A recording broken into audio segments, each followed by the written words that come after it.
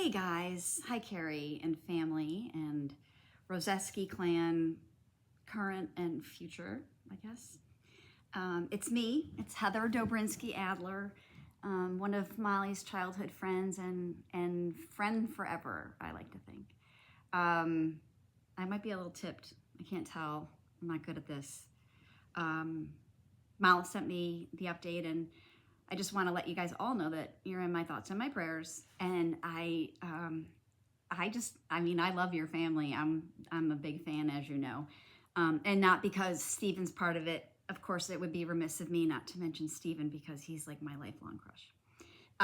That being said, Carrie, while you're, well, not significantly, but you're older than me, I have a really interesting sort of lens or perspective because I haven't seen you in years, and even when I did know you or have interaction with you, I was like a little girl. But it's a really sweet lens, actually, so I figured it was probably worth sharing, and I hope it makes you guys smile. When I think of you, why? Oh my gosh, I think of a lot of things. I think of Molly's oldest sister. You and Ellen kind of are like, I kind of always thought you guys looked alike, so for a while there, I was never sure who was who, but of course I do know now. I just remember sort of a trailblazer, a really, really intelligent and worldly woman, I guess, girl for me. Like, I don't know that I thought you were that old, but I remember you studying abroad, being just a sponge for learning and sharing and a free spirit. Just brilliant, actually, really. And of course, as a little girl, that seems so magical because, I don't know, it wasn't really everybody's big sister who was so highly educated and who followed their passion the way you did. And it's really admirable. And now, obviously, I'm going to be 55 in June, and I have a real respect for that now. And I know I respected it when we were little. Some of my memories, well, my best memories are Seder dinner, because I'm probably the only person that really wants to sit through hours of a Seder just to be able to see Steven Rosefsky. Sorry, this is not going to be about Steven, but honestly, that's why I was usually there both nights, which I'm sure most people maybe don't do when they're a guest, but I was always very happy to take a seat at that table. Anyway, I just remember, I remember you as part of like a unit. Like, you were the oldest of four: Carrie, Ellen, Steve, Molly, of course, Bernie and Flora. Who can forget Bernie and Flora? But from then, for me, a very tight-knit family like my own, yours was always so fun to be around. And of course, we had the lake in common. So I remember times there, and actually probably one I shouldn't mention, but I'm gonna anyway, because like I said, I'm limited in the things that, okay, my dog is itching, and that's why the camera's moving. I don't know if Molly told me the story or if we were sort of eavesdropping, but you and Ellen, and I think maybe Stephen was there. And if it was long ago. Like, I think it was the blonde girl that Steven dated. God, I sound like a stalker. I think her name was Melanie. I don't even remember. I don't remember. I know she was beautiful and she was sweet. But you and Ellen were talking about how penises have a personality or a unique appearance, and this is silly, but I just remember thinking, I wonder how that could be. Or I don't know. It was just like, I think we kind of were like, oh, maybe we should stop listening right now. Anyway, you guys were just having a big chuckle, and you were just you were cool. Like, you guys are cool.